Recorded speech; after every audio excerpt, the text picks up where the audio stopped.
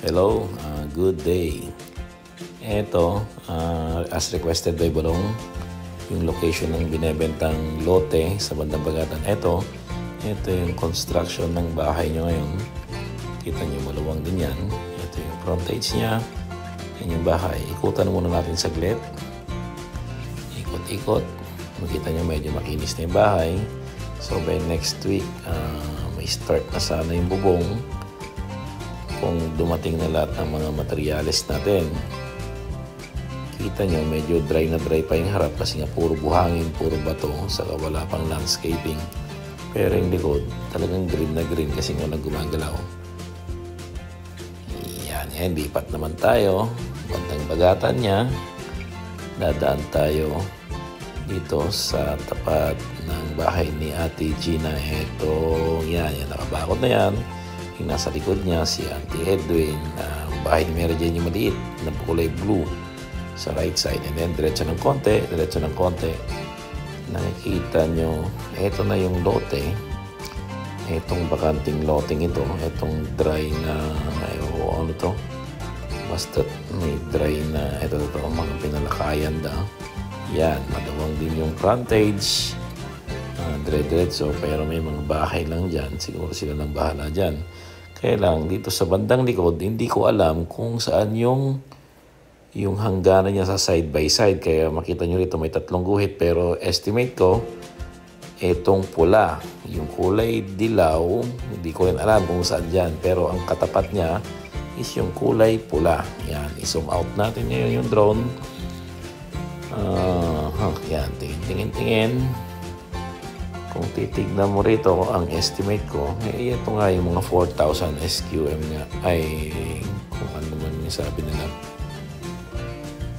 Parang so, sana makita natin yung title ng lote para at least ma-estimate ko kung nasaan talaga yung nasa likod, kung saan yung kanyang dulo. So, magandang ang lote ito kasi nga meron kang residential sa harap, may bukid ka sa likod. So, estimate ko is yan, dire-diretso yan sa kabila. Sa dulong yon. Moving on. May tap yun natin.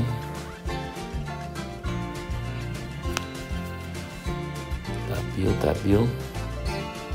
Medyo mahangin. Mahangin lang. Yan, titignan natin yung guhit. Siguro most likely yan yon. Siyempre hindi matatamaan yung mga bahay sa upper part.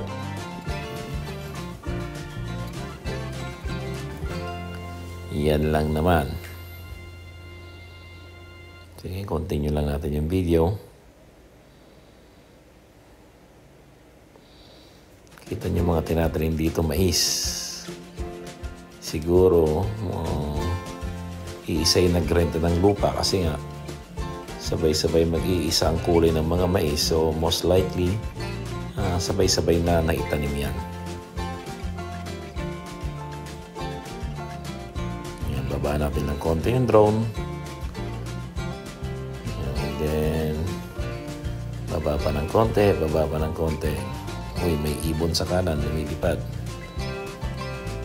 Dito sa mga kawayan, di ko alam kung saan banda talaga rito yung kanilang boundary. So, baba natin ng konti para mas makita natin.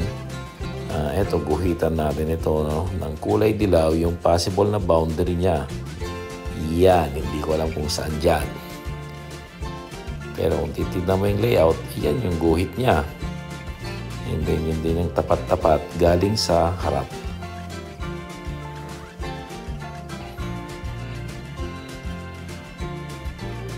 May mga nakatira lang dito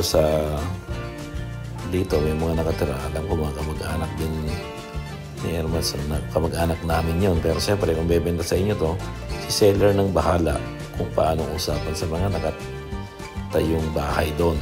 Ayun na yung bahay na pinapagawa nyo na medyo malaki siya kumpara sa mga kapitbahay.